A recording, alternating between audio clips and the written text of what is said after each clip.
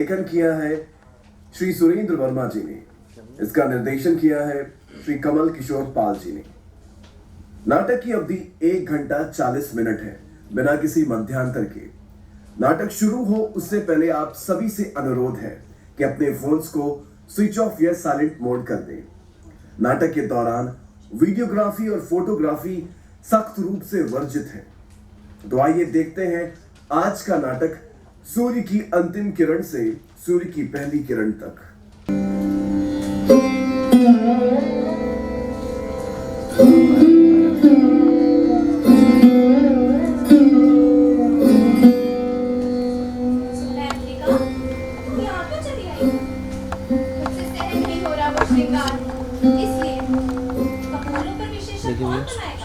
तुम्हारे जैसा सदा हाथ तो किसी का नहीं।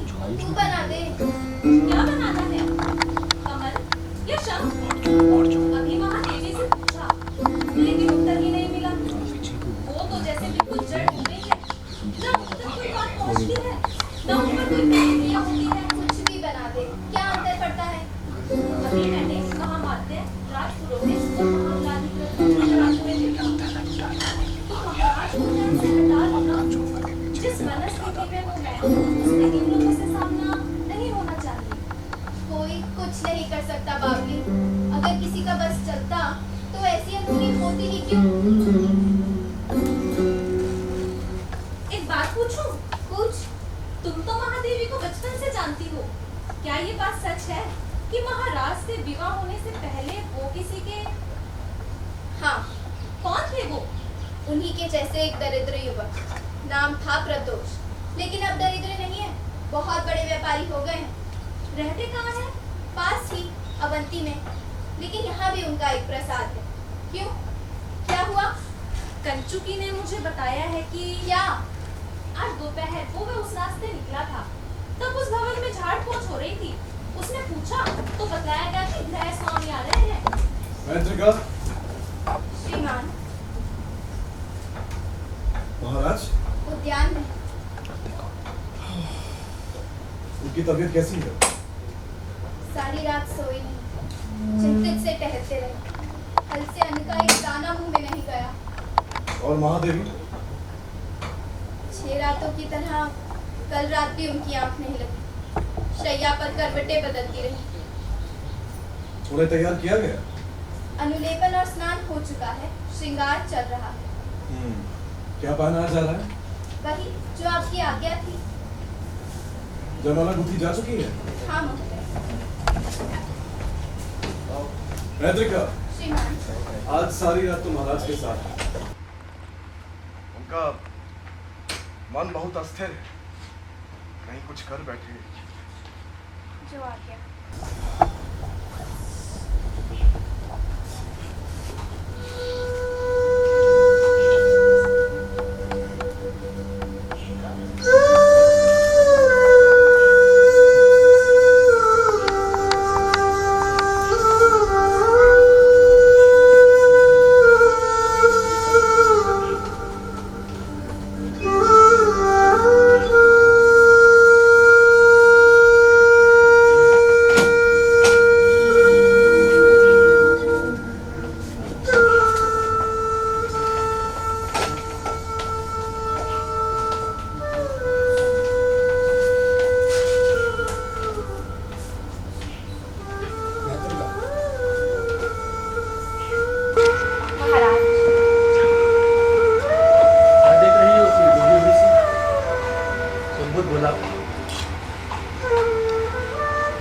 नीचे देख रही थी महाराज, मंडप की ओर। कैसा बना है? बहुत कल्पनाशील।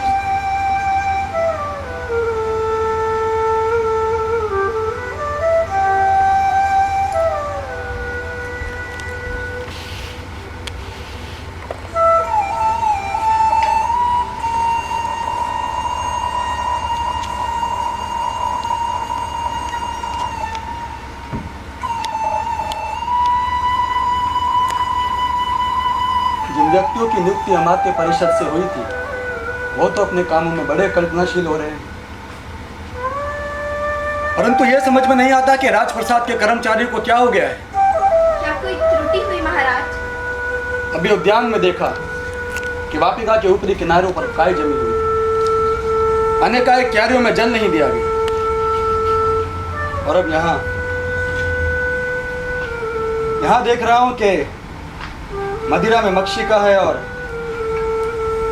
चषक पर धूल की तय, ताकि हम चित्रकारी कर सकें। क्षमा करें महाराज, मैं अभी इसे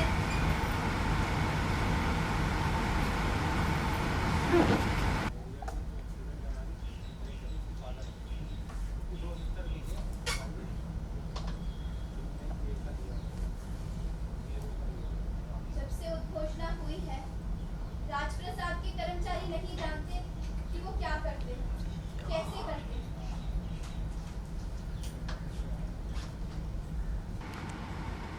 आज एक सप्ताह पूरा हुआ ना? हाँ महाराज। आज 7वां दिन है ना? हाँ महाराज। कुछ याद ही नहीं आता। अभी कुछ देर पहले यही जानने का प्रयास कर रहा था कि वर्ष कौन सा है, तो कुछ हिसाब ही नहीं बना। संवत की संख्याओं की जगह महीनों के नाम याद आ गए। फिर उन नामों की जगह तिथियों का क्रम आ पहुंचा। फिर उस क्रम की बजाय आप बहुत क्लांत है महाराज, आपको विश्राम की आवश्यकता, निद्रा की, तंद्रा की, विस्मरण की। कैसे मिले ये निद्रा, ये विस्मरण?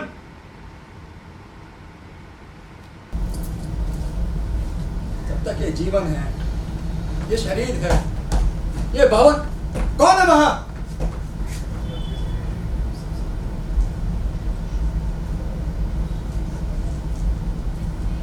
ओ, तो आप लोग हैं गोकाक के स्वामी भक्त त्रिमूर्ति। कहिए, क्या क्या है? हम कैसे आपको अपनी निश्चलता का विश्वास दिलाएं महाराज? हम जो कुछ कह रहे हैं केवल राज्य के हित के लिए। इसके अतिरिक्त और कोई भावना नहीं है। इसमें कौन संदेह कर सकता है? आप अच्छी तरह जानते हैं मल्लराज की परंपरा कि शासन काल के 5 वर्ष पूरे होते ही उत्तराधिकारी की घोषणा कर दी जाती है। आपके विवाह से नासनारोहण को इतना समय हो चुका है, लेकिन अभी तक कोई संतान नहीं हुई। और आपके लगातार 1 माह तक शय्याग्रस्त रहने के कारण प्रजा के मन में ये डर समा गया है कि पर वो तब की बात थी जब मैं रोगग्रस्त था। मैं पूरी तरह से स्वस्थ हूँ। क्या मुझे देखकर कोई कह सकता है कि मेरे जीवन के दिन थोड़े रह गए हैं? कोई नहीं कह सकता, लेकिन जो आपको देख ही न पाए वो, उन्हें इस आशंका से बचाने का आपके पास कोई उपाय है महाराज? अगर कोई उपाय हो भी तो कब तक उसका सहारा लिया जा सकता है? कभी ना कभी समस्या का सामना करना ही पड़ेगा। क्या समस्या? कैसी समस्या? स्वयं को भुलावे में मत डालिए महाराज। सच्चाई का साक्षात्कार जितनी जल्दी कर लिया जाए, अपने आप को संभालने में उतनी आसानी रहती है। दुनिया में कुछ भी असंभव नहीं होता। लेकिन कठिन तो होता है महाराज। और राजवैद्य ने हार स्वीकार कर ली है महाराज। और ये कहने में आप लोगों को कितना आनंद मिल रहा है। महाराज हमें दुख इसी बात का है कि आप हमारी बात से सहमत ही नहीं हो रहे। कैसे हो जाओ सहमत, जबकि आप लोग मेरे नाम को एक बंदूक की तरह ठोकर मारकर पूरे राज्य में उछाल देना चाहते हैं। आपके नाम की चिंता हमें आपसे अधिक है। और क्या ये योजना इस राजवंश के नाम को बनाए रखने के लिए नहीं है? पर कैसा है ये बनाने का ढंग? इसका रूप क्या होगा? हे प्रभु, क्या संसार की सारी गिलानी मेरे ही भाग में आनी थी? महाराज, आप इस बात को लेकर व्यर्थ ही इतना उलझ रहे हैं। जिसकी आंखें नहीं होती उस व्यक्ति को अगर कोई अंधा कहते तो क्या उसका अपमान हो जाता है? लांछन तो उस पर लगना चाहिए जो लांछन लगाता है। ऐसी कमी के लिए आदमी पर दोषारोपण करो जिस पर उसका कोई वश नहीं है किसी भी रूप से उचित और पर ये ऐसी कमी नहीं है जो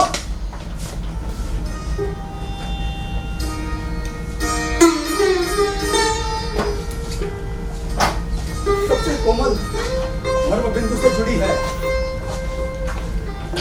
आत्मसम्मान की सांस सबसे सूक्ष्म और जीवंत प्रकार से।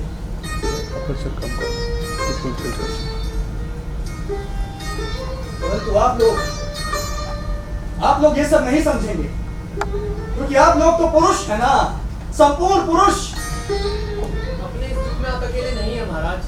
हम भी शासन तंत्र के आपसे जुड़े। अंधकार के क्षणों में हम भी नहीं है, नहीं है आप। अगर होते तो ऐसा क्रांतिकारी पद उठाने का पागलपन आप नहीं करते। केवल चर्चा और प्रचार के लिए दूसरों के मूल्य पर नेता बनने की महत्वाकांक्षा में। ये पद उतना क्रांतिकारी नहीं है जितना कि आप समझ रहे हैं। आजकल भी नियोग की प्रथा है। 2 वर्ष पहले कुंडिनपुर और 3 वर्ष पहले अवंती राज्यों में इसी प्रकार उत्तराधिकारी प्राप्त किया गया है महाराज। हाँ महाराज, और इन दोनों ही राज्य की महिषियां गर्भ प्राप्ति के लिए धर्मरटी बनकर बाहर गई थी। मत कहिए मेरे सामने ये शब्द। मुझे इस शब्द से घृणा है। धर्मनटी। और इतिहास साक्षी है कि हमारे देश में प्राचीन काल से ही ये सभ्यता रही है। एक एक पांडव का जन्म नियोग के द्वारा ही हुआ। उनमें से कोई भी अपने पिता की संतान नहीं था।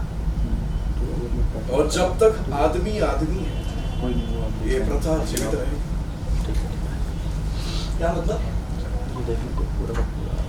क्या प्रमाण है इस बात का कि हम चारों जो यहाँ खड़े हैं अपने अपने पिता के ही पुत्र हैं? हो सकता है कि मेरा वास्तविक पिता वो शिक्षक हो जो मेरी माता को संस्कृत पढ़ाने आता है। या इस बात की संभावना नहीं है कि महाबलाधिकृत के पिता सही मानों में चक्रपुर के मंडलेश्वर जो यहाँ राजधानी में रहते समय इनके माँ के पति के गहरे मित्र थे। और क्या ये बिल्कुल असंभव है कि विवाह के 1 दिन पहले राजपुरोहित की मां ने आवेग के बहुत उन्मादित क्षणों में अपने प्रेमी के आगे आत्मसमर्पण कर दिया? संभावित है। महाराज, नियोग का कारण दूसरा हो सकता है, नियोग का रूप दूसरा हो सकता है। कहीं ये चोरी छिपे होता है तो कहीं धूमधाम से, परंतु मुझे ये किसी भी प्रकार से स्वीकार नहीं। मैं नहीं चाहता कि मेरा वंश एक लज्जाजनक उदाहरण बने। आज से सैकड़ों वर्ष बाद लोग इस बात को एक घिनौने आनंद के साथ दोहराए कि मल्ल राज्य का शासक ओकाक एक और उसकी पत्नी गर्भ धारण करने के लिए राजप्रसाद से बाहर गई थी। इसमें इच्छा अनिच्छा कहीं नहीं आती महाराज। अंगुत्तर निकाय में एक सीधा साधा प्रश्न पूछा गया है कि राजा का राजा कौन है? उत्तर भी वहीं पर है, धर्म। अब क्या धर्म की शिक्षा मुझे आपसे लेनी होगी? मत बोलिए कि राज्याभिषेक के समय आपने अतल्य ब्राह्मण की कौन सी शपथ ली थी? कि जिस रात को मेरा जन्म हुआ है और जिस रात को मेरी मृत्यु होगी, उन दोनों के बीच जो मेरी संतति, धन, आयु और यश है वो सब नष्ट हो जाए यदि मैं प्रजा से द्रोह करूं। पर मैंने प्रजा के साथ कौन सा द्रोह किया है? आप अपने धर्म का पालन नहीं करना चाहते, अपनी संज्ञा को सार्थक नहीं बनाना चाहते। राजा वो होता है जो प्रजा का रंजन करे। पर आप लोग ये सूक्तियां मुझे क्यों सुना रहे हैं? राजा की परिभाषा क्या होती है ये मैं भी जानता हूं। जब जानते हैं तो वैसा आचरण क्यों नहीं करते महाराज? क्यों प्रजा को एक उत्तराधिकारी नहीं देना चाहते? पर ऐसा कौन सा गंभीर संकट आ रहा है जो आप लोग एक ही बात के रट लगाए हैं? महाराज, इसका मतलब ये हुआ कि आप अपने गुप्तचरों की बातों पर ध्यान नहीं दे रहे। क्या मैंने आपकी सेवा में सूचना नहीं पहुंचाई थी कि इस और केतु और उस और वल्लभ राज्य के शासकों ने आपस में षड्यंत्र किया है कि वो हम पर आक्रमण करे और हमारी सारी धन संपत्ति लूट ले? पर वो तब की बात थी जब मैं रोगग्रस्त था। अब मैं पूरी तरह से स्वस्थ हूँ। पर राजधानी के बाहर कितने लोग ये जानते हैं कि आप पूरी तरह रोग मुक्त हैं? क्या गुप्तचर एक के बाद एक लगातार ये सूचना नहीं ला रहे हैं कि मल्लराज के कोने कोने में ऐसी चर्चाएं फैली हुई है कि महाराज ओकाक का देहांत हो गया है और इनके नाम पर महामात्य, राजपुरोहित और महाबलाधिकृत शासन चला रहे हैं? और क्या ये नहीं हो सकता कि जानबूझकर या अनजाने में ही दोनों पड़ोसी राज्य हमारे ऊपर आक्रमण करते?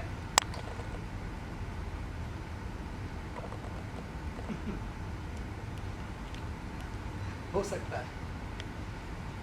और यदि ऐसा होता है तो हम उनका सामना करके वीर गति को प्राप्त होंगे और हमारे साथ आप तीनों भी। और हमारे बाद क्या होगा? मल्लराज का कोई बचा कुचा महत्वाकांक्षी सामंत राज सिंहासन पर बैठ जाए और क्या होगा? और यदि आपकी इच्छा अनुसार इस राज्य को एक उत्तराधिकारी मिल जाएगा तो क्या होगा? तो प्रजा और सेना का मनोबल बढ़ेगा। और जो हमारे शत्रु हैं वो अपने कुचक्रों में हतोत्साहित होंगे। उत्तराधिकारी की घोषणा सही मायनों में किस बात की घोषणा है? स्थायित्व की, एक परंपरा के बने रहने की, जो एक और सामान्य नागरिक को यह विश्वास दिलाती है कि उसका जीवन सहज रूप से चलता रहेगा, और दूसरी ओर मल्लराज विकास के पथ पर अग्रसर होगा। मल्ल राज्य के विकास की चिंता हमें भी है कि ठेकेदारी केवल आपको ही नहीं सौंपी गई।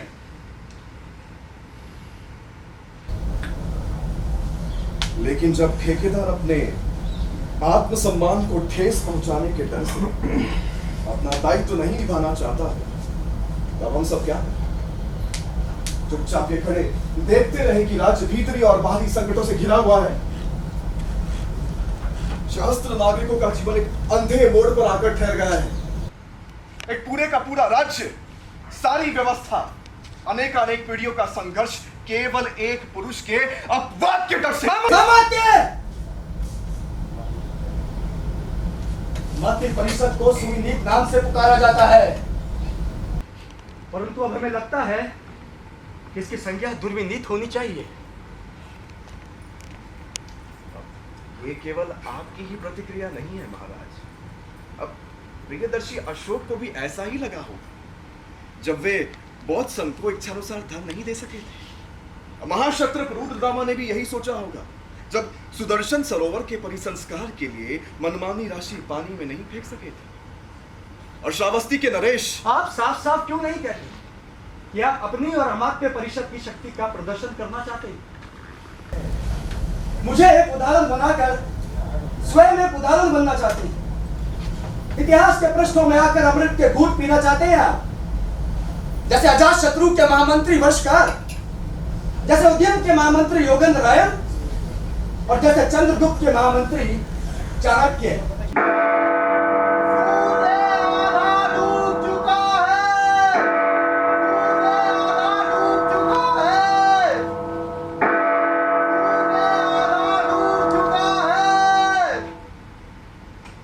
आप जिस मनस्थिति में हैं उसमें ऐसी शंका करना स्वाभाविक है, और ऐसा कोई उपाय नहीं जिससे मैं अपनी निश्चलता प्रकट कर सकूं।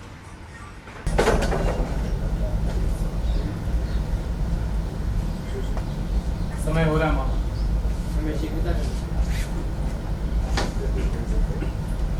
गायत्रिका,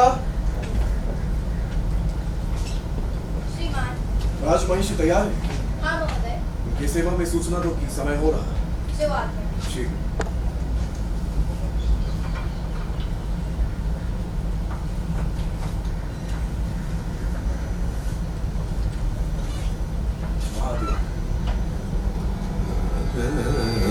नहीं समझ पा रहा कि इस घड़ी आपसे क्या,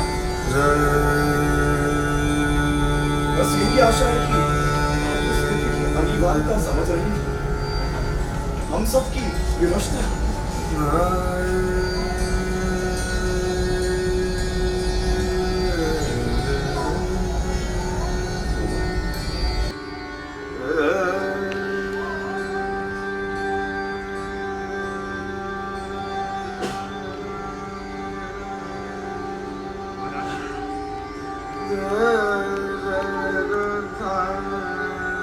महाराज, राजमहिषी को जयमाला दे दीजिए।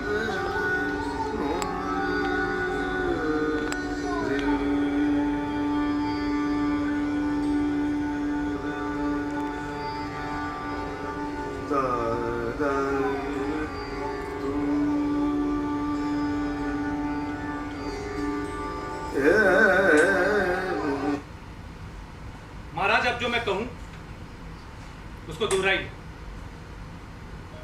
कहिए, राजमहिषी शीलवती, मैं मल्ल राज्य का शासक और आपका पति ओकार अमात्य परिषद के इस निर्णय से पूरी तरह से सहमत हूं कि आपको गर्भ सिद्धि के लिए 3 अवसर दिए जाए। तो ये पहले अवसर की बेला है। कहिए महाराज। हाँ ठीक है, आप आगे कहिए, मैं आपको आज की रात के लिए सूर्य की अंतिम किरण से सूर्य की पहली किरण तक उपपति चुनने का अधिकार देता हूं। कहिए महाराज। समय हो रहा है महाराज। अधिकार देता हूं। महाराज कृपया पूरा वाक्य कह दीजिए। क्या बोल दिया?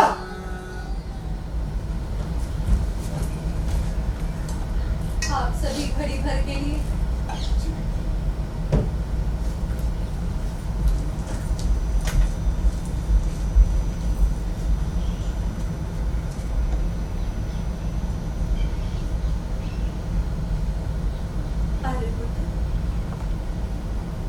अब ये संबोधन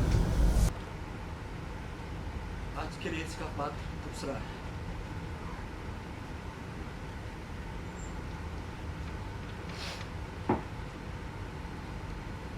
कहते हैं बहुत दूर दूर से आए हैं लोग प्रत्याशी बनकर। एक एक दिन में 50-50 योजन की दूरी मापने वाले धातुकों का जाल बिछा दिया गया है। मल्ल राज्य के इस छोर से लेकर उस छोर तक ऐसा एक भी नागरिक नहीं बचा जिस तक युद्ध घोषणा ना पहुंची। तुमने सुनी थी ना? क्यों बार-बार इसी क्यों बात नहीं को- सुनी होगी? राजधानी में पिछले सप्ताह एक एक गली, एक एक मार्ग, एक एक उद्यान, एक एक क्रीड़ा गृह, कहने दो मुझे। मेरे तो जैसे कानों में बस गई है वो घोषणा। मेरी सांसों में, मेरी रुधिर की धारा में घुल मिल गई है। ऐसे समा गई है मेरी चेतना में, मानो सोते जागते उठते बैठते बस एक ही स्वर, एक ही स्वर। देखो, सुनो सुनो, मल्ल राज्य के हर नागरिक को सूचना दे दी जाती है कि आज से ठीक अरे बंद करो ये सब! बंद करो! की संजय महिषी श्रीवती दंडटी बनकर राज प्रांगण में उतरेंगी। मल्ल राज्य के नागरिक को प्रत्याशी बनकर बधाने का आमंत्रण है। आज महिषी श्रीवती अपनी इच्छा के अनुसार किसी भी नागरिक को एक रात के लिए सूर्य की अंतिम किरण से सूर्य की पहली किरण तक उत्पत्ति के रूप में चुनेगी। सुनो, सुनो, सुनो।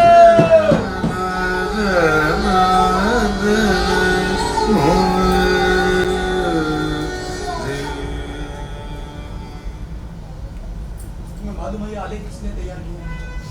मैं कल ही हमारे परिषद में इस बात का प्रस्ताव रखूंगा कि उस व्यक्ति को निकाल कर बाहर किया जाए। उसने एक बहुत भयंकर भूल की है। उसने अपनी इच्छा के अनुसार किसी भी नागरिक को नहीं, नागरिक तो शिखंडी भी था, या यूं कहें कि किसी भी पुरुष को, पुरुष तो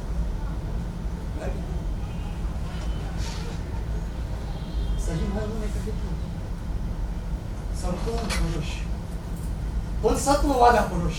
औकात, देखो संभालो अपने आप को। ये परीक्षा की घड़ी है।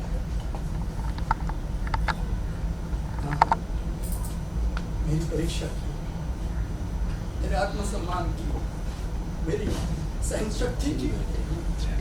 इसमें तुम अकेले तो नहीं, मैं भी तुम्हारे साथ हूँ। सही कहा तुमने। कभी पिछले सप्ताह से तुम्हारे दर्शन तक नहीं हुए। जिस दिन से उद्घोषणा हुई है ठीक उसी दिन से तुम। मैं तुम्हारे सामने कैसे आ सकती थी औकात? मुझे अपने आप को तैयार करना था, सारे संस्कारों के जाल छिन्न भिन्न करके, मूल्यों और मर्यादाओं को तोड़कर आज इस घड़ी तक पहुंचना था, जिसके लिए दूरी आवश्यक थी, अनिवार्य थी। तो अब तुम तैयार हो? किसके लिए? धर्मनटी, अपने धर्म के पालन के लिए।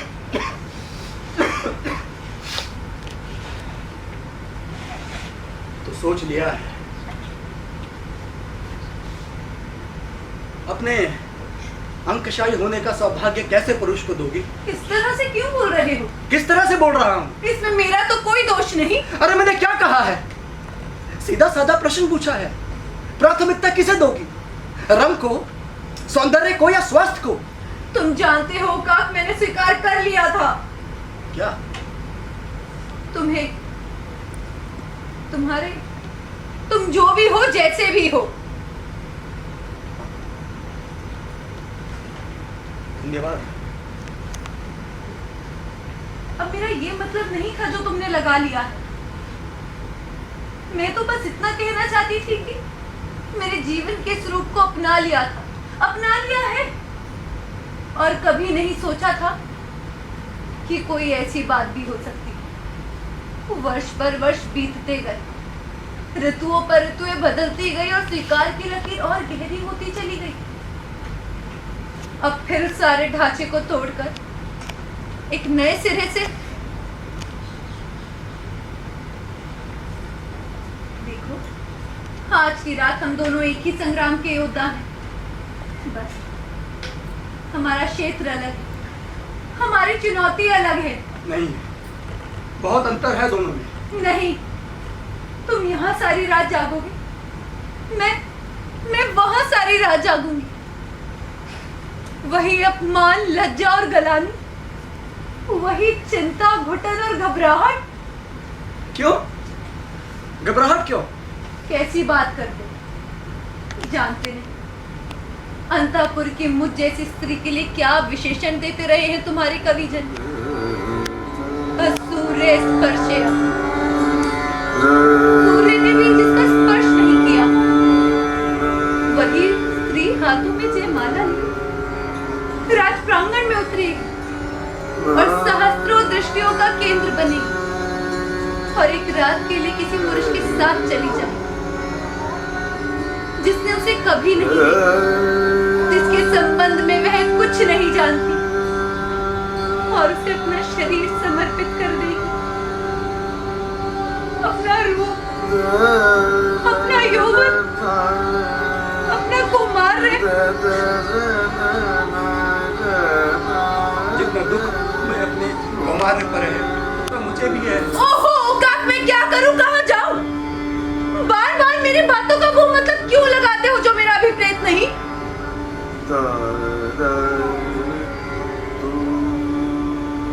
मैं तो बस इतना कहना चाहती थी कि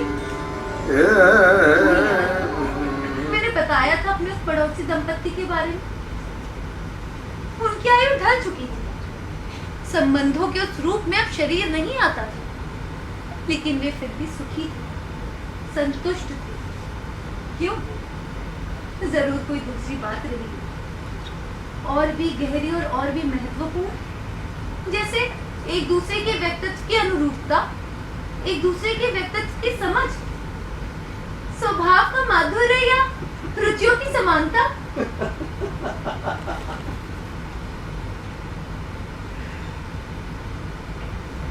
किसे छल रही हो? मुझे या अपने आप को? तुमसे तो बात करना भी पाप है। हाँ हाँ, पाप है सब कुछ। मुझसे बात करना, मेरे साथ रहना, मेरे साथ सोना। मैं तुम्हें संभालूं या अपने आप को? महादेवी, समझ में नहीं आता, क्या करूं, कहां जाऊं? महाराज की चिंता आप छोड़ दीजिए। वे अब समझना नहीं चाहते, इसलिए कोई अब कुछ नहीं कर सकता, चाहे तब भी नहीं। और मेरे लिए कोई क्या कर सकता है? महादेवी, सोचती हूँ और कांप जाती हूँ। एक अनजाना भवन, उस भवन का शयन कक्ष, उस शयन कक्ष की शैया और उस पर वेश्याओं के मनोबल की जितनी सराहना की जाए उतनी ही कम है। ये आप क्या कह रही है महादेवी? बिल्कुल पहली ही भेंट और उसमें सबसे आत्मीय संबंध, विकटता की चरम सीमा, भगनता का अंतिम सोपान। महादेवी, स्थिति का सामना आपके लिए सरल हो जाएगा अगर आपकी दृष्टि केवल अपने लक्ष्य की ओर। मतलब? अर्जुन ने गुरु द्रोण से क्या कहा था? कहा था, मुझे मछली की केवल दाईं आंख दिखाई दे रही है। मैं समझी नहीं। नारित्व की सार्थकता किसमें है? क्या आपको यह अभाव नहीं कर सकता?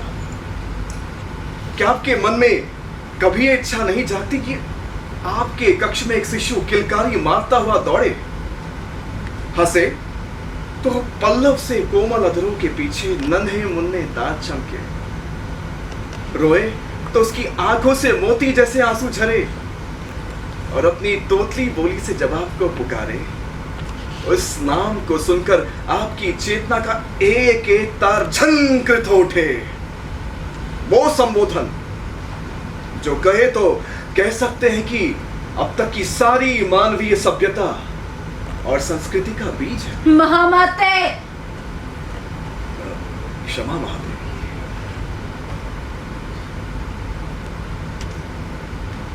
आप भावनाओं के दोनों ही छोरों पर अकेले खड़े। एक अभाव को तो भरा नहीं जा सकता, लेकिन जहां तक दूसरे अभाव का प्रश्न है, आप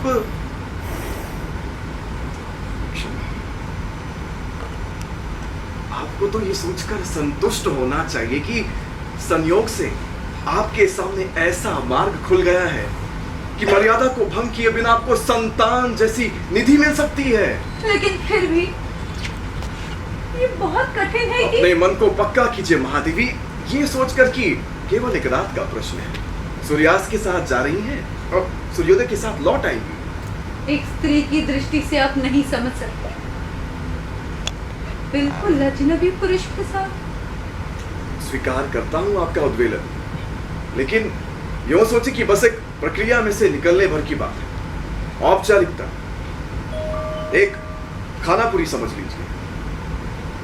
उन कुछ क्षणों के लिए स्वयं को बिल्कुल भूल जाए, पलके मूंद लें, कान बंद कर लें, शरीर को बिल्कुल ढीला छोड़ दें, अपने पांचों इंद्रियों को अचेतन करके भाव तंत्र को निर्जीव कर दें और मन की आंखों से लगातार केवल भावी परिणाम की ओर ध्यान दें। अबोध मुद्रा। मैं तुम्हें संभालूं या अपने आप को? समझ में नहीं आता। घुंघराली हल्की, दुधिया दांत, नारित्व की सार्थकता, मातृत्व की तृप्ति।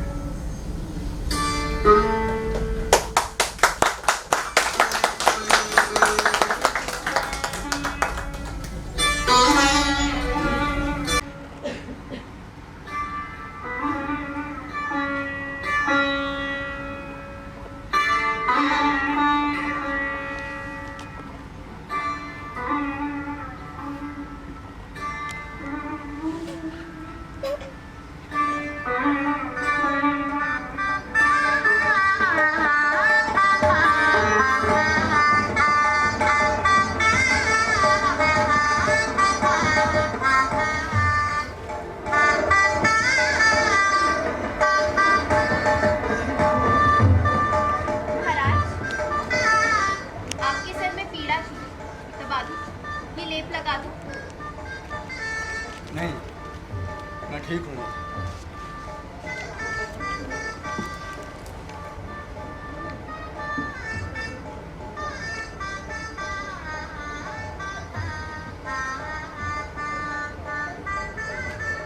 तुम देखो तो क्या हो रहा है पीछे।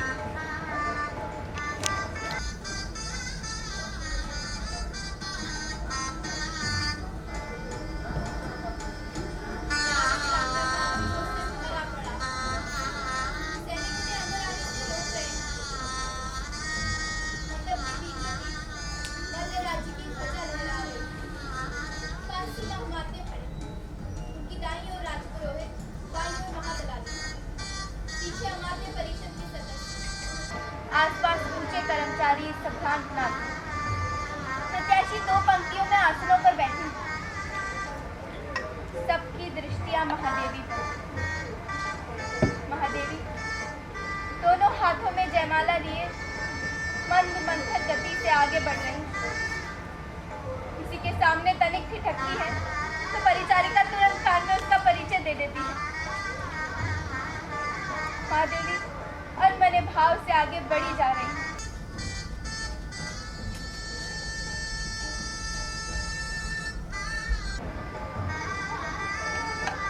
महादेवी मुड़ गई हैं, अब दाईं ओर आ रही है।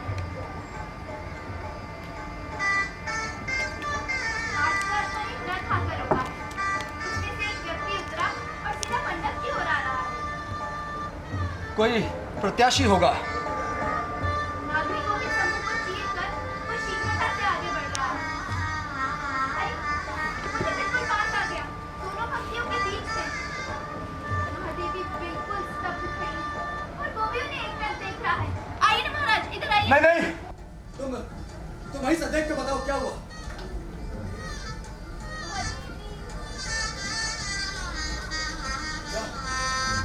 क्या हुआ आगे? अपने इस व्यक्ति को हम क्या करें? कौन है? कौन है वो? आर्य प्रदोष।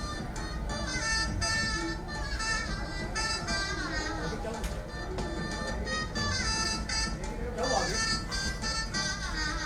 अरे बोलो ना, क्या हुआ आगे?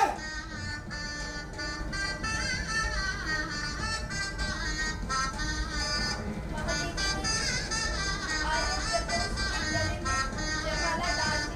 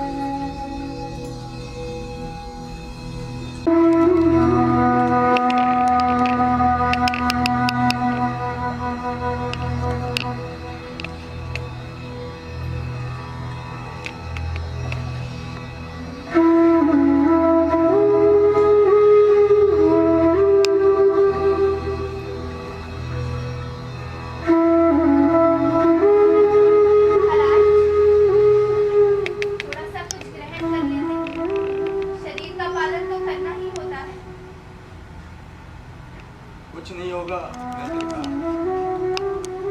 कुछ नहीं होगा। ये जीवन बहुत निर्लज है। होने से पहले आदमी कितना सोचता है, कितना तड़पता है कि ऐसे होगा, वैसे होगा, क्यों होगा। मैं टूट जाऊं, चूर चूर हो जाऊं।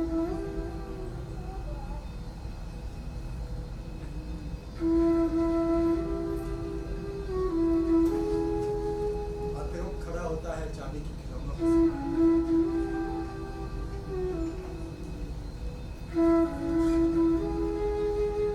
क्या देख रही हूँ नीचे?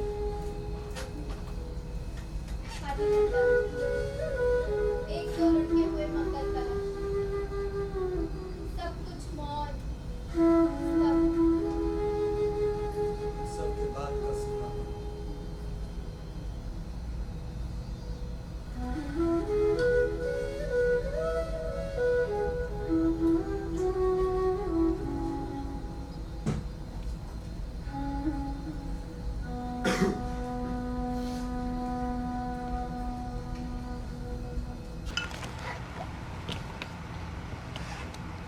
महाराज, गुप्तचर बहुत देर से प्रतीक्षा कर रहे हैं।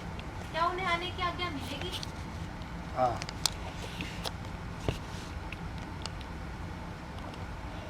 आज की रात कुछ नहीं, कुछ गोपनीय नहीं।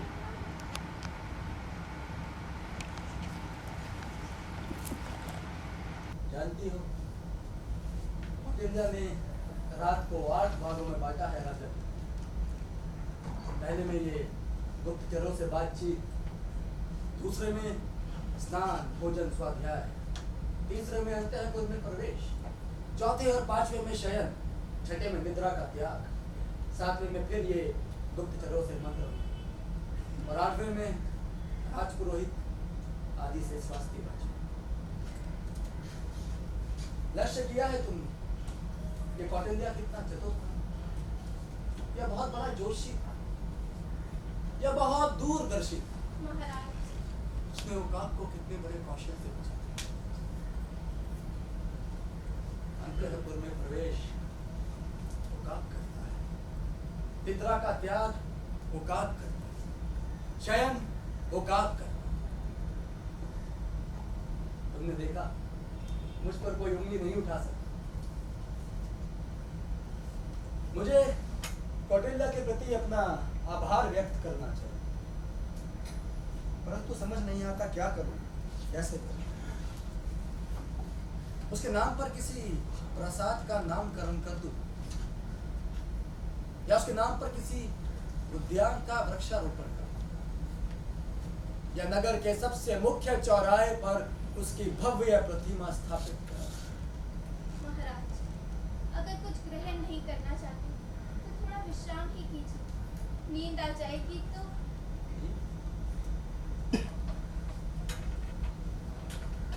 आज की रात तो मुझे मृत्यु भी नहीं आएगी।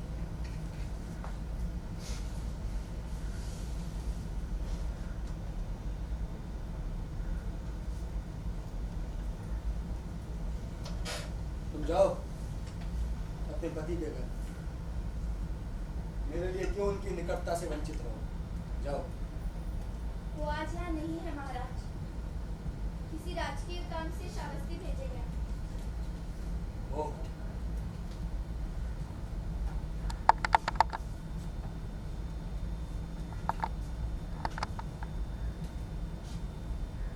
अगर होते तो क्या आज की रात तुम और विराज। महाराज, संकोच मत करो, बताओ मुझे। मैत्रिका, कुछ कह नहीं सकती। क्यों? मेरा मतलब है कुछ निश्चित नहीं रहता, क्यों? कई बातों पर निर्भर करता है, जैसे जैसे मेरी या उनकी मनस्थिति, कार्य की अधिकता या कमी, थकान, और मेरी शारीरिक अवस्था, और बच्चों को लेकर हमारा निश्चय। पर हमारे अभी कोई संतान नहीं है। नहीं, ऐसा क्यों? हम अपनी योजना के अनुसार चल रहे हैं। सो क्या? किसी आकस्मिक आपत्ति के लिए पर्याप्त द्रव्य, अपना भवन, उसमें सारी सुविधाएं, अपना रथ इत्यादि।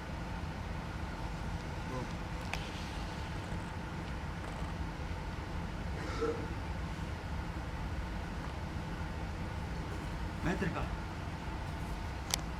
आज की जैसी रातें सप्ताह में कितनी होती हैं और कितनी नहीं। महाराज, अब तनिक सोचिए तो। जानता हूँ मैत्रिका, ये सब तुम्हारी व्यक्तिगत बातें हैं, और मेरा तुमसे कुछ भी पूछना अनुचित है। पर तुम नहीं जानते, मेरा कोई मित्र नहीं है, कोई अपना नहीं है। ये राजभवन एक अदृश्य दीवार है, इसे लांघ कर ना मैं उस ओर जा सकता हूँ, ना उस ओर से कोई इस ओर आ सकता है। मैं किसी के अनुभवों से लाभ नहीं उठा सकता, किसी को अपने वेदों का भागीदार नहीं बना सकता, किसी से अपना दुख।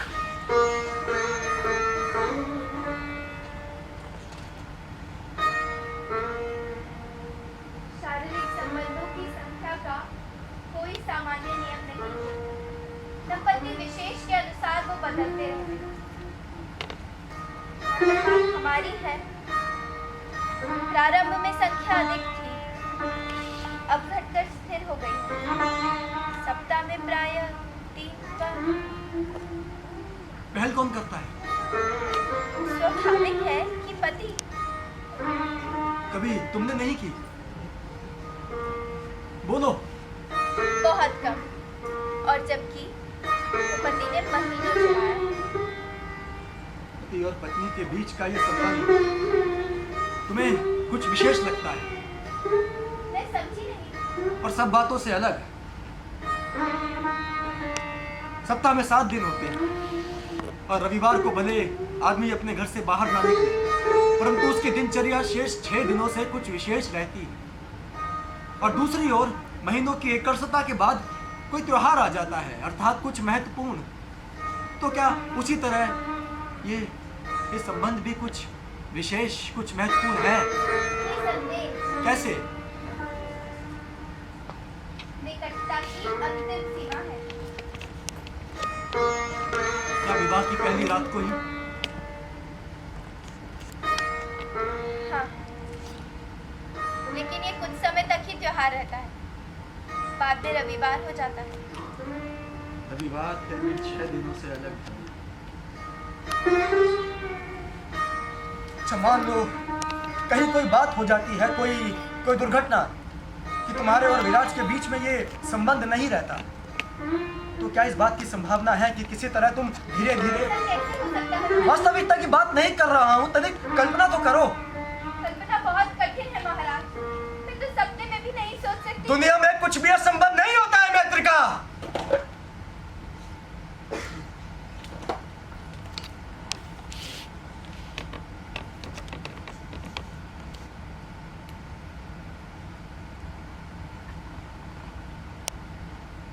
और इस बात का तुम कुछ और अर्थ मत लगाना।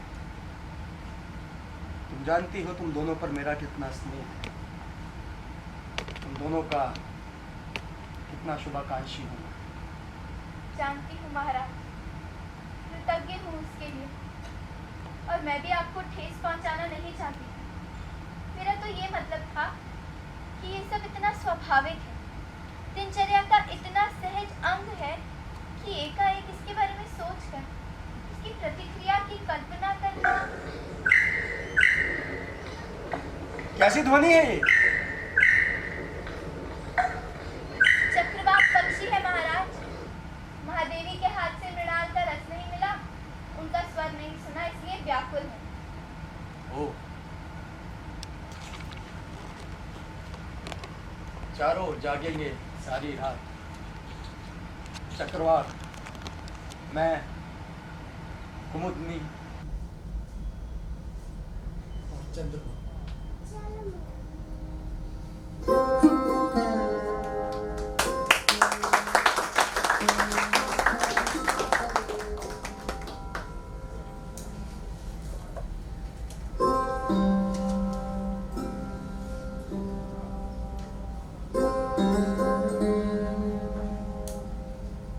कभी विश करने के बारे में सुना था कि कैसे उसे बचपन से ही तनिक तनिक विश देकर तैयार किया जाता है। मैं क्या थी? इतना बड़ा परिवार और पिता की सीमितता, अभाव, वंचना, दरिद्रता और दुख, न होने की कड़वाहट तो न पाने की कुड़न, न मुस्कुराने की कचोट तो न हंसने की घुटन, दूसरों के प्रति आक्रोश, अपनों के प्रति क्रोध, और स्वयं से घृणा। बिल्कुल प्रारंभ से ही मुझे ये सब कुछ नियमित रूप से मिल रहा है।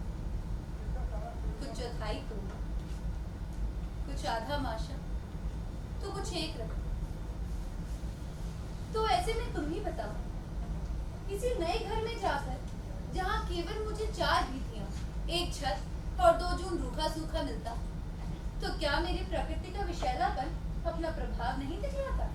ओ, तो राजमहल में जाकर ये विष सब उड़ गया धीरे धीरे, कपूर की तरह। इतना सुख, इतनी सुविधाएं, इतना वैभव और ऐसी सत्ता, मेरे झुलसते मन प्राण पर मानो चंदन गंध के समान छाता गया ये सब कुछ। यहाँ इच्छाओं का अंत था, पर साधनों का नहीं।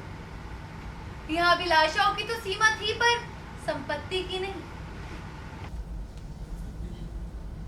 क्या विवाह से पहले तुम्हें मालूम था कि तुम्हारे पति? नहीं। और अगर मालूम होता तो क्या निर्णय में परिवर्तन की कोई संभावना थी? छोड़ो ना इन सब बातों, जो बीत गया उसे लेकर उलझने से क्या ही लाभ। कुछ अपने बारे में बतलाओ। सुना है बड़े संपन्न व्यापारी हो गए हो तुम।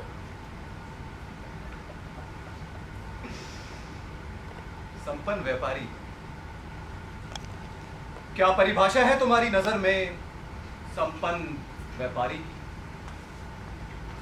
मैं बताता हूं। तुम्हारे विवाह के साथ जाना कि कहीं कोई आस्था, कोई विश्वास नहीं, कोई मूल्य, कोई सिद्धांत नहीं। अगर कुछ है तो सिर्फ मुद्रा, व्यक्तिगत सुख की खोज। तो बस फिर सारे मनोबल से जुट गया उसी के संग्रह में। रात और दिन, अपरा और संध्या, केवल एक धुन, एक नीति, एक लक्ष्य। तब जाना कि अर्थ का अर्जन उतना कठिन नहीं, बस तन और मन का पूरा समर्पण चाहता है। और इस तरह मैं मुद्रा राक्षस बन गया। सुखी हो? तुम सुखी हो? मैंने तुमसे पूछा है। तो दुखी भी नहीं हूं।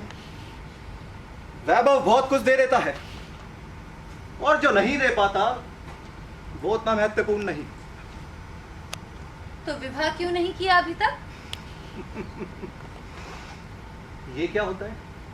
व्यक्तिगत सुख की खोज में क्या विवाह नहीं आता? आता है क्या? सुनते तो हैं। साधन बनकर ना, उनकी मेरे पास कमी नहीं। और रही शरीर की आवश्यकताएं, तो उसकी पूर्ति के और भी साधन हैं। मैं केवल अपनी बात कर रहा हूं। और मेरी क्यों नहीं? वो तुम्हारी अपनी खोज है। प्रारंभ तो हो गई है। बधाइयां। इस तरह से क्यों बोल अरे रहे किस हो? तरह से बोल रहा हूं? मुझे लगा तुम संतुष्ट हो किससे? जो कुछ हो रहा है उससे। मेरे विवाह के बाद मैं अभी तक, शायद तुम नहीं जानते, मैं अभी तक कुमारी हूं।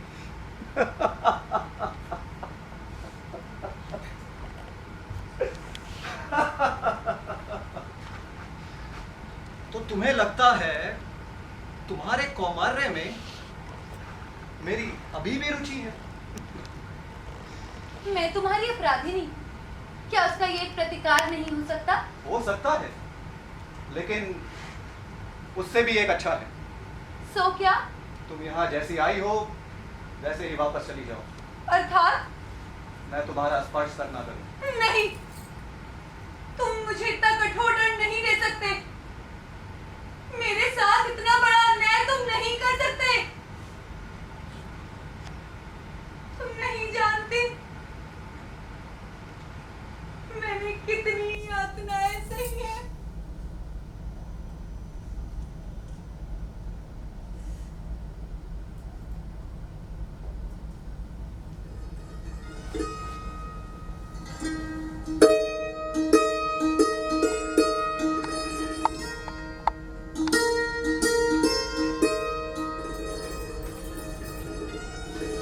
इतना अनोखा सा है तुम्हारा स्पर्श। क्या? इतना उष्ण, जैसे कुछ जीवित। कैसी बातें कर रही हो? देखो, अभी तक स्पंदन है मेरी त्वचा पर।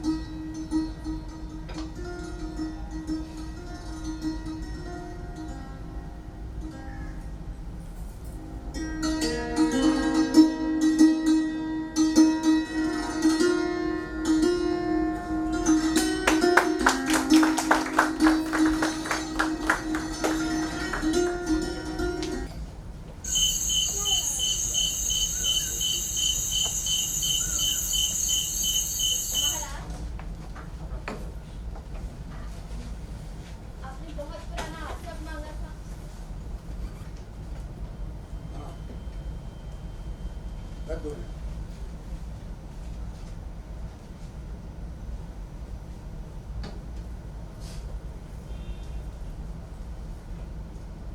कितना सन्नाटा है बाहर।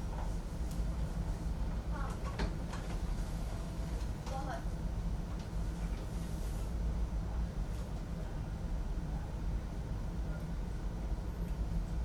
दिन में कैसी गति, कितना प्रवाह, और रात में कितना मौन हो जाता है। सो जाता है सब कुछ, महत्वाकांक्षाएं और सपने, संघर्ष और अति दौड़।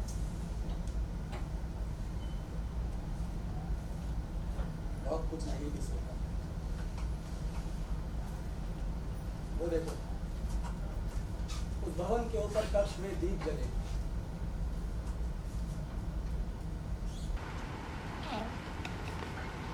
हाल में ही 2 अभियोग आए थे न्यायालय में। व्यापारी नागेश ने बहुत बड़े राजकीय ऋण के लिए अपनी पत्नी का उपयोग किया। अभियोग अनुदान आयोग के अध्यक्ष पर था, तुमने सुना होगा। हाँ महाराज। और दूसरा अभियोग एक गायक की पत्नी का था। वो अपने वैवाहिक बंधन से छुटकारा पाना चाहती थी। उसका कहना था कि धनी नागरिक उद्दालक की पत्नी के साथ उसके पति के अनैतिक संबंध हैं, और बाद में मालूम हुआ कि वो सारी संपत्ति उसी की थी और वो उसके संकेतों पर चलता था।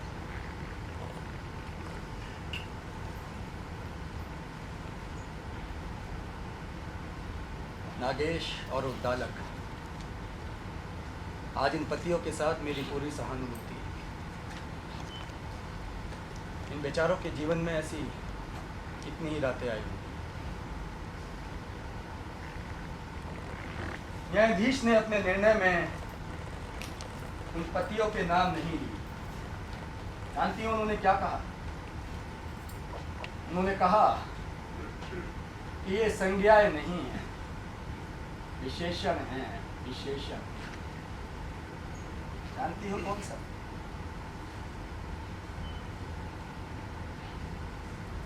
जो मैं हूं, जो मैं हूं।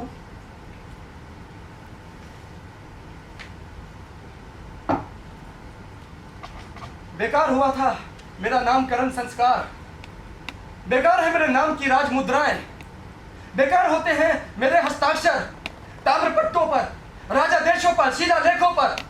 संज्ञा नहीं हूं मैं, विशेषण हूं, विशेषण। महाराज, कैसे आपका ध्यान बटे? वीणा बजाऊं, कुछ गाऊं या फिर नाचूं?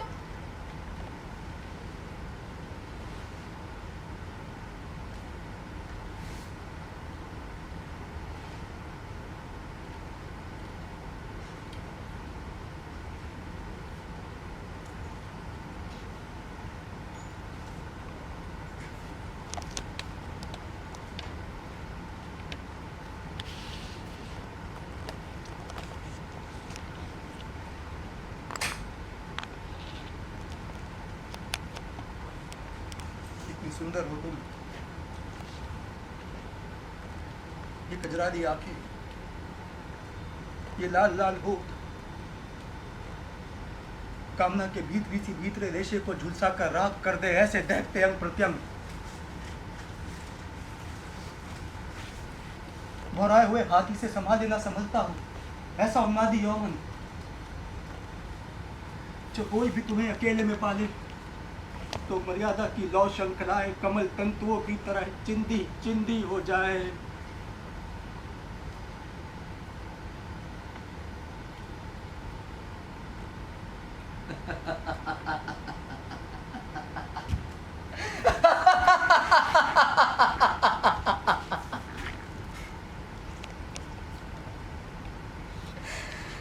परंतु तुम्हारा पति निश्चिंत है कि तुम मेरे साथ हो। इस संसार की किसी भी युक्ति को मुझसे कोई डर नहीं है। जो मेरी आंखों को भाए वो भी सुरक्षित, जो मेरी बाहों में आए वो भी सुरक्षित। तो जो मेरी शैया पर आए वो भी सुरक्षित। संसार क्रम का ये एक और अकेला चक्र अनजाना है मेरे लिए। ये बलात्कार, ये आत्मसमर्पण, ये सब एक पहेली है, एक उलझन। महाराज, क्यों आप व्यर्थ में? कहने दो मुझे।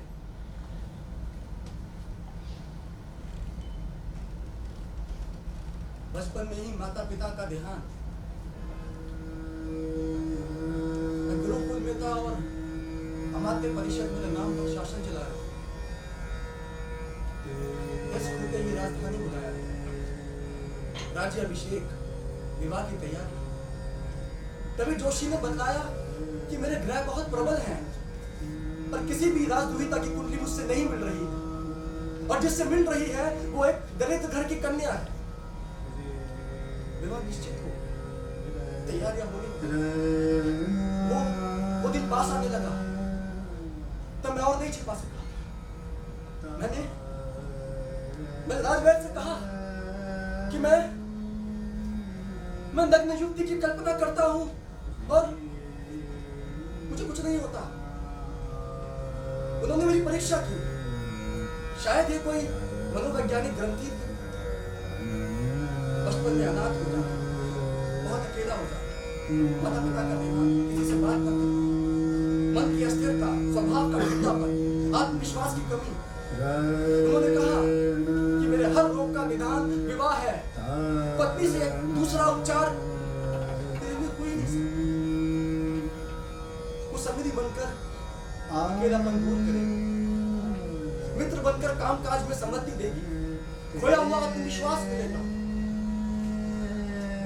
वो घड़ी आएगी जब शैया पर पहुंचोगे तो कामना की पूरी ऊष्मा के साथ नारीत्व पुरुषत्व का आवाहन करेगा, और उस मनोवैज्ञानिक क्षण में अपने आप ही मैं उसे अपनी बाहों में पकड़ लूं। उसकी कजरारी आंखें, उसके लाल लाल होठों के फड़कते हुए कोने, चुंबनों की अटूट कड़ियों से मेरे रक्त का संचार बढ़ जाता। मैं अपने कांपते हुए हाथों से उसके वक्ष पर से अंशुक को हटाता, अपनी उत्तेजित सांसों से उसका निविबंधन खोलता, उसका युवा शरीर, उसका नग्न शरीर, मैं अपने कांपते हाथों से उसके बदन को सहलाता।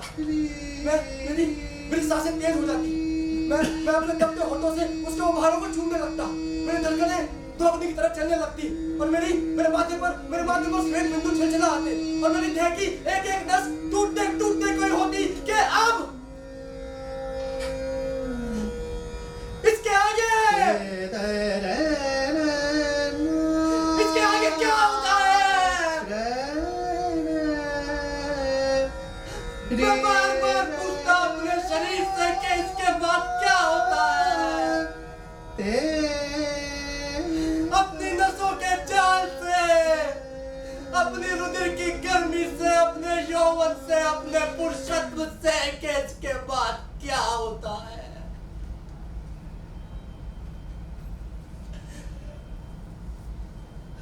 और उत्तर के रूप में मेरी आंखों के सामने छा जाता अंधकार, घना अंधकार।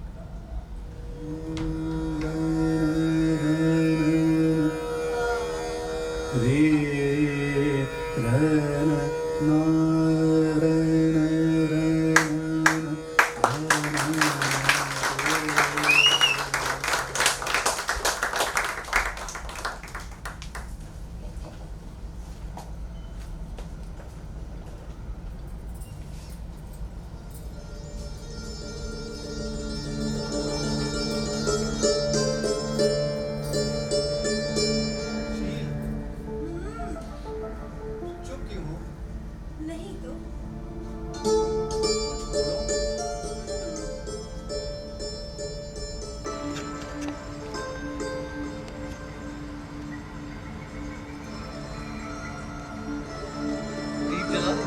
नहीं, सब कुछ बदल जाता है प्रकाश के साथ।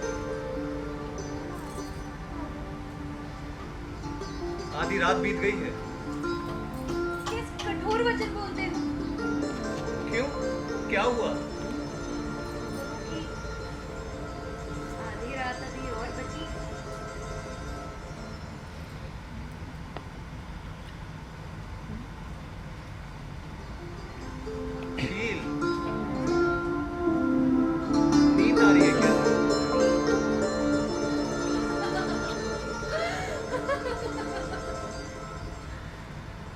आज की रात तो मुझे मृत्यु भी नहीं आएगी।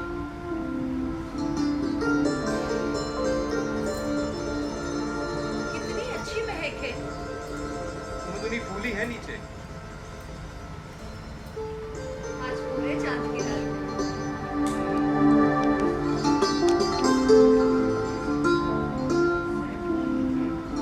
पर देखिए मेरा हार निकाल दोगे, बहुत चुभ रहा है गले में। अच्छा, करवट ले।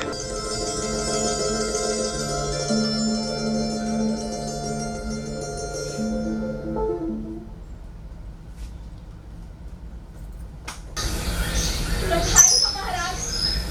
उजाला, प्रकाश, आलोक। हाँ, बीत गई रात।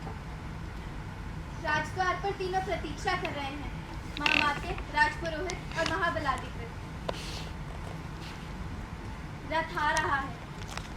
आगे आगे चलता हुआ उन्मुख लिए एक सैनिक चल रहा है। कि राजमहिषी सूर्य स्पर्शियां हैं।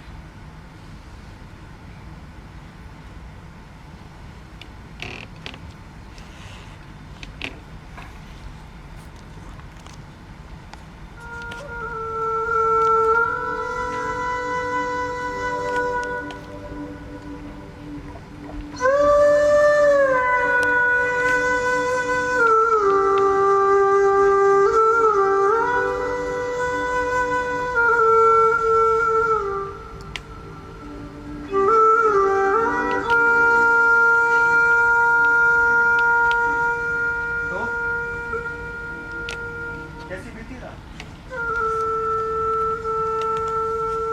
पता ही नहीं चला कि कब भोर हो। और तुम्हारी ये शयन कक्ष गवाह है। विद्या कवाक्ष।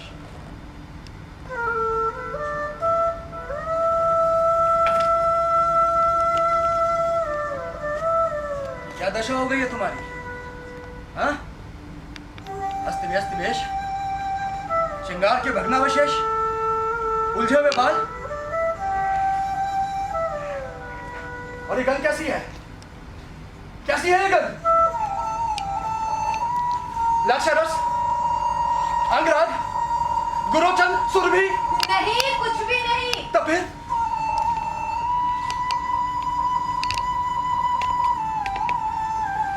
सुनो, पहचानो, श्रीमती,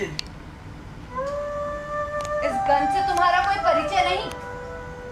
अगर होता तो कल की ये रात ना मेरे जीवन में आती और ना तुम्हारे। मैं तेरे का महादेवी के स्नान की व्यवस्था हो अभी। नहीं, अभी जैसे भौरा कमल के संपुट में बंद हो जाता है, वैसे ही मैं बंधी हूँ उस गंध के बंधनों में अभी। इससे पहले कि ये उठ जाए, इसे अपने अस्तित्व के साथ एकाकार कर, अपनी चेतना की सतह पर छान लेना, रोम रोम में बसा लेना।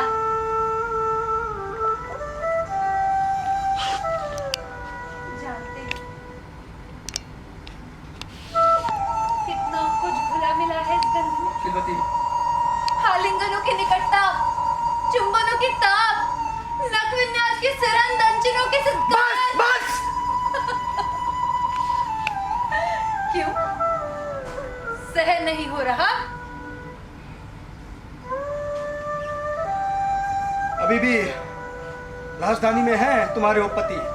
है और अभी रहेंगे कुछ समय। क्या मतलब? मतलब ये कि रात मैंने एक बार बहुत कुछ पाया, तो दूसरी ओर ये भी जाना कि अब तक कितना कुछ खोया है। खोने में से पाने का संतोष और पाने में से खोने का आक्रोश।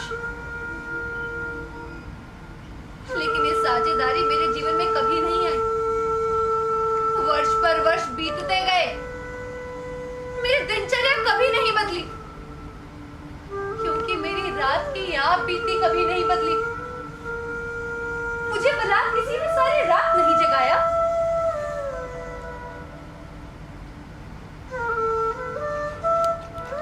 जानती हूँ, जब दो शरीर पास आते हैं तो सम्मिलन का व्यक्तिगत इतिहास बनता है, लेकिन ये साझेदारी मेरे जीवन में कभी भी नहीं आई। ऋतुओं पर ऋतुएं बदलती गई। ग्रीष्म आया तो देह पर चंदन हो,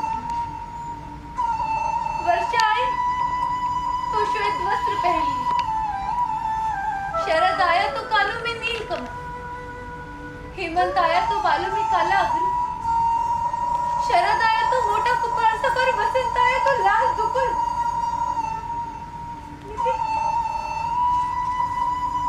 ऋतुओं का ये परिवर्तन क्या केवल इतना ही होता है? ये कहीं नहीं छूता पति पत्नी की उन रातों को? मैं नहीं जानता। इनका कुछ प्रभाव नहीं पड़ता शयनकक्ष के ऊपर? मैं नहीं जानता। तुम चाहो तो भी नहीं जान सकते, लेकिन तुम्हारे साथ मैं भी इस जानकारी से वंचित रहूं। क्यों? किस लिए? वैवाहिक बंधन की कुछ मर्यादा भी होती है। निभाई है मैंने, और 5 वर्षों तक मर्यादा निभाने में मुझे उतना संतोष नहीं मिला जितनी तृप्ति इस एक रात में मिली है। बोलो, किसे मानूं?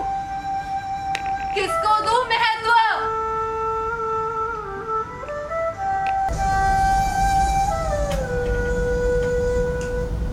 उसके एक ही स्पर्श से भड़क उठा ये रात,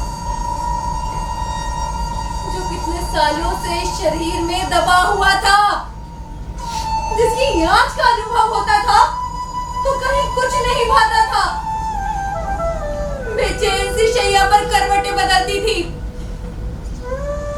और जान लो कि तुम्हारा मुंह नोच लेने का मन होता था।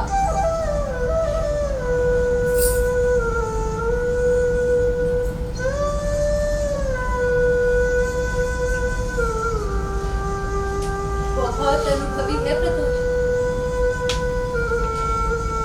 वो जानता है कि कब, कहाँ और कैसे करना चाहिए।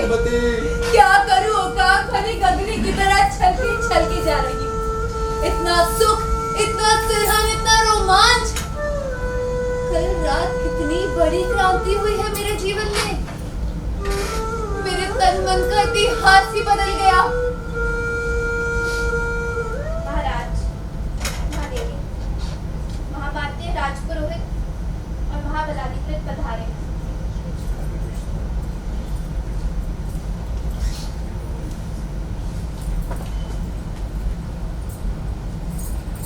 महादेवी की जय।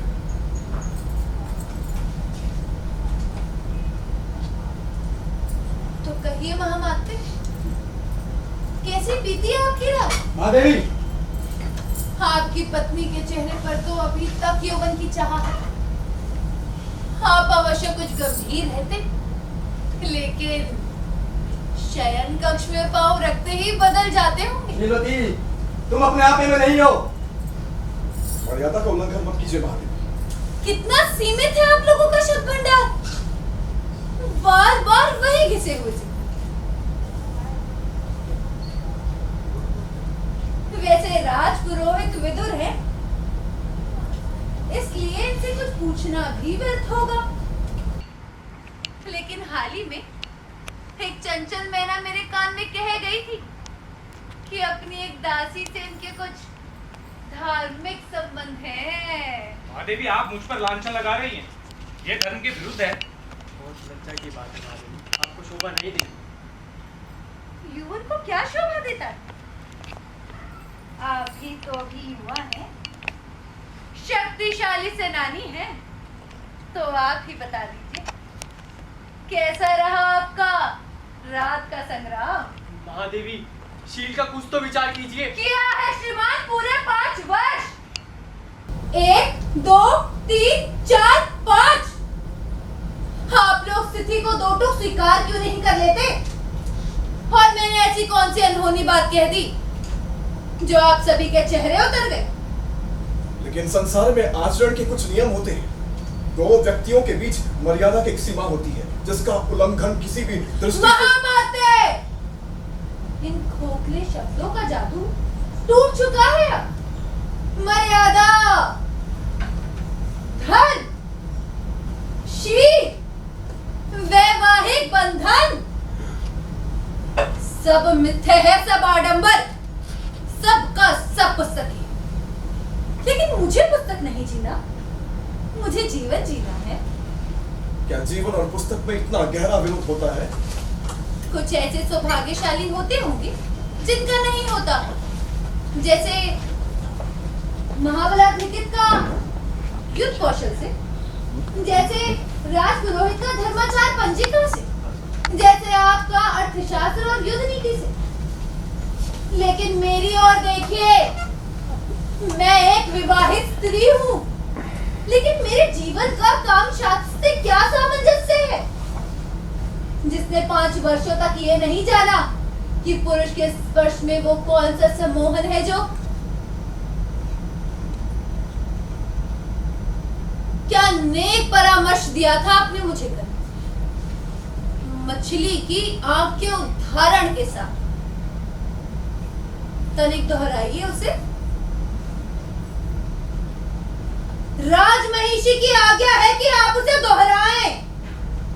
मैंने कहा था कि केवल अपने लक्ष्य के बारे में सोचो। जब आप अपनी पत्नी के साथ सोते हैं, श्रीमती! क्या सोचते हैं उन क्षणों में?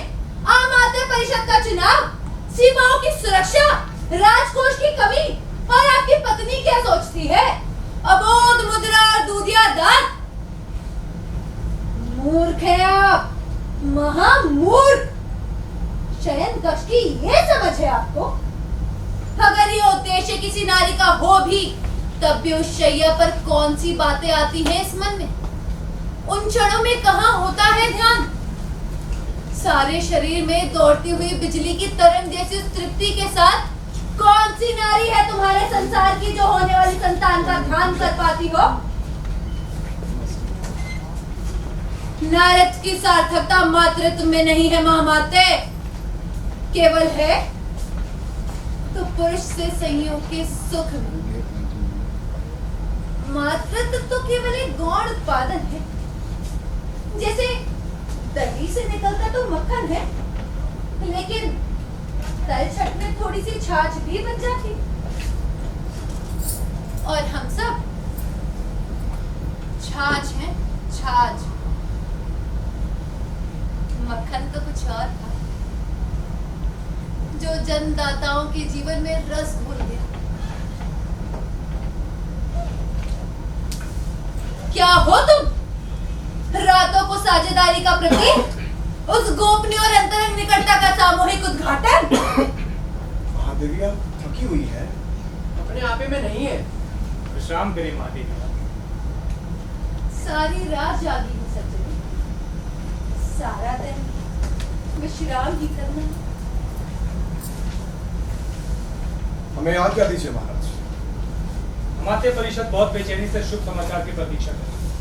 पूरा मल राज्य प्रार्थना करेगा महाराज, दूसरे राज सिंहासन का उत्तराधिकारी मिले। तनिक ठहरिए।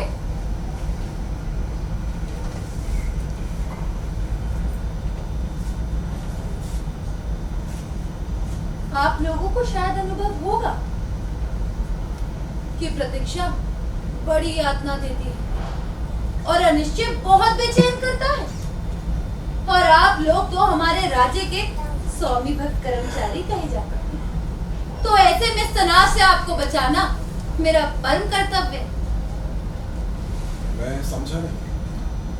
आमात्य परिषद का निर्णय है कि वो मुझे 3 अवसर दे। जी हाँ, तो जाइए, उद्घोषणा कर दीजिए कि आज से ठीक 1 सप्ताह बाद राजमहिषी शीलवती धर्मनटी बनकर राज प्रांगण में उतरेंगे। लेकिन महादेवी कुछ दिनों आप प्रतीक्षा तो करें। हाँ, और अगर रात का कोई परिणाम हो तो? मैं आपको विश्वास दिलाती हूँ, कि रात का कोई परिणाम नहीं होगा। मेरे उपपति ने मुझे निरोधक औषधि दे दी और अगली बार भी दे दे।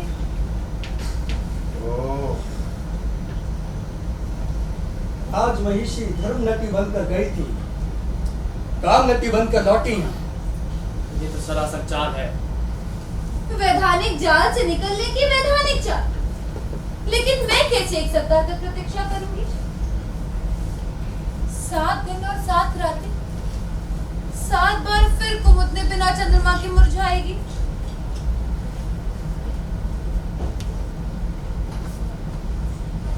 ये वैधानिक रास्ता जब बंद हो जाएगा तब? जब आवश्यकता होती है तो रास्ते खुलने लगते हैं औकाक।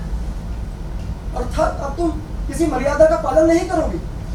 कितनी युवतियां हैं जो विवाह से पहले ही कुमारी नहीं रहती, और मैं तो विवाहित होकर भी ब्रह्मचारिणी थी। लेकिन कब तक? मैं एक मामूली स्त्री हूँ। जब शरीर के माध्यम से जीती हूँ तो शरीर की मांगों को कैसे नकार सकती? तुम यहाँ तक जा सकती हो अपने स्वार्थ के लिए। और तुम कितने परमार्थी हो जो बिना सामर्थ्य के विवाह जैसा जघन्य पाप कर सकते हो? राजवैद्य ने कहा था कि कामना की पूरी ऊष्मा के साथ जब पत्नी तुम्हारा आह्वान करेगी तो उस मनोवैज्ञानिक क्षण में अपने आप ही, यानी मैं तुम्हारे लिए केवल एक जड़ी बूटी थी, केवल एक उपचार। एक बार भी तुमने ये नहीं सोचा कि अगर ये चिकित्सा बेकार गई तो इस जीवंत औषधि पर क्या बीतेगी? ये शयन कक्ष साक्षी है मेरी पीड़ा का, ये भीतिया और गवाक्ष, ये मुक्तकला, ये शैया। तुम मेरे शरीर से ताप लेना प्रारंभ करते थे, मेरे नग्न नारित्व से अपने पुरुष तत्व को जागृत करते थे। स्पर्शों से, चुंबनों से, आलिंगनों से, दंचिन्हों से मेरी पूरी चेतना प्रत्युत्तर देती। मेरी सांसें अवरुद्ध, मेरी धड़कनें तीव्र, मेरे अंग प्रत्यंग में कपकपाहट की तरंगे। मैं पूरी तरह तैयार एक पके फल की तरह टूट पड़ने को। उस मात्रा में एक चौथाई दूरी तय कर लेती और मुड़कर देखती, तुम वहीं खड़े थे, ठंडे, निस्तेज। तुमने कभी जाना है उत्तेजना की उस व्यर्थता को, उन्माद की उस निरर्थकता? पूछता के बाद शीत, थरथराहट के बाद स्थिरता, कंपन के बाद सहजता, बिना किसी प्राप्य के, बिना किसी तृप्ति के, बिना किसी उपलब्धि के। बोलो, कौन है स्वार्थी? तुम कि मैं? तो तुम मन ही मन गला करती रही हो मुझसे। प्रारंभ में करती थी, पर बाद में तुम्हारे व्यक्तित्व के कुछ दूसरे पक्ष हैं जो मुझे भाते हैं, और मेरी पूरी सहानुभूति है तुम्हारे साथ। लेकिन इसका मतलब ये नहीं कि जब आत्म संतोष की अंधी दौड़ हो और व्यक्तिगत सुख की खोज हो तो जीवन बहुत जटिल होता है औकाक, और उसकी मांगे भी उतनी उलझी हुई। पूर्ति के लिए एक से अधिक व्यक्ति चाहिए, किसी से समाज में एक स्थान, किसी से भौतिक सुविधाएं, किसी से भावना की तृप्ति और किसी से शरीर का सुख।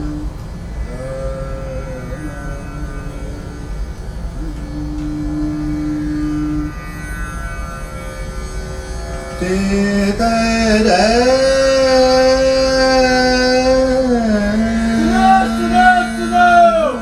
मल्ल राज्य के हर नागरिक को सूचना दी जाती है कि आज से ठीक एक सप्ताह बाद पूर्णमासी की संध्या को राजमहिषी श्रीमती धर्मवती बनकर राज प्रांगण में उतरेंगी। मल्ल राज्य के हर नागरिक को प्रत्याशी बनकर पधारने का आमंत्रण है। राजमहिषी श्रीमती अपनी इच्छा के अनुसार किसी भी नागरिक को एक रात के लिए सूर्य की अंतिम किरण से सूर्य की पहली किरण तक उपपति के रूप में चुनेंगी। सुनो सुनो सुनो